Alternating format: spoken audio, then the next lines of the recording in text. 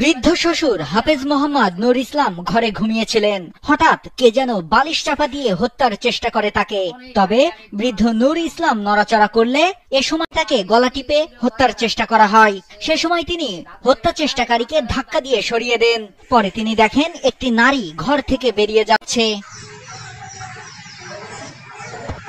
ভুক্তভোগী হাফেজ মোহাম্মদ নুর ইসলাম জানান, ঘটনার সময় বাড়িতে ছিলেন শুধু পুত্রবধূ সুমাইয়া ইসলামী।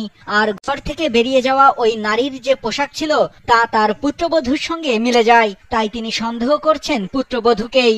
যখন চাপা দিতে শুরু করছে, এই কাজ যখন আরম্ভ হয়েছে, তখন আমার ঘরে কেউ ছিল না। আমি এবং আমার পুত্রের বউ ছাড়া অন্য কেউ ছিল। এ বিষয়ে পুত্রবধূ সুমাইয়া হত্যা চেষ্টার অভিযোগ অস্বীকার করেন। তিনি জানান, তার রূপ ধারণ করে ঘটনাটি ঘটিয়েছে জিন। ঘটনার সময় তিনি ঘরে ছিলেন। শ্বশুরের কক্ষে দুটি শব্দ শুনতে পান। শব্দ শুনে তিনি দেখতে যাননি, তবে প্রতিবেশীদের ডেকে আনেন। আমি একা আসিনি, আমার সাথে আমি এক ভাবিকে নিয়ে আসছিলাম। তা ওনাদের বক্তব্য অনুযায়ী ওনারা বলছে যে তখন নাকি আমাকে খুব অস্থির দেখাইছিল। আমার চোখ মুখ সব অন্যরকম ছিল, কিন্তু আমি যতটুকু আমার মনে হয় আমি মানসিকভাবে ওরকম কিছু ফিল করি নাই। আমার ওরকম কোনো কিছু অনুভূতি হয় নাই।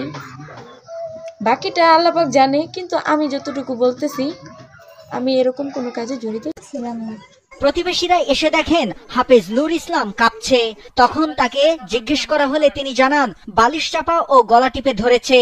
কে এমনটা করেছে জানতে চাইলে বলেন, তার পুত্রবধূর মতো চেহারা।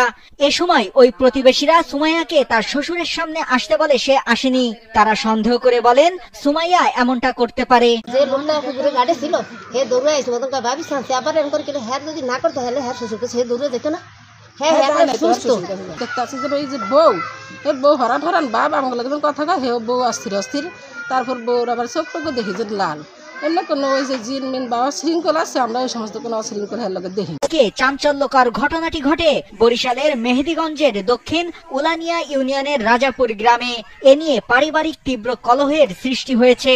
ফাটল ধরেছে অভিযুক্ত সুমাইয়ার দাম্পত্য জীবনে। সুমাইয়ার স্বামী বলেন, তাদের বিয়ে হয়েছে 6 মাস আগে। ঘটনার কথা ফোনে তাকে জানান সুমাইয়া। স্ত্রীকে সন্দেহ করলে সে কসম খেয়ে বিষয়টি অস্বীকার করেছে।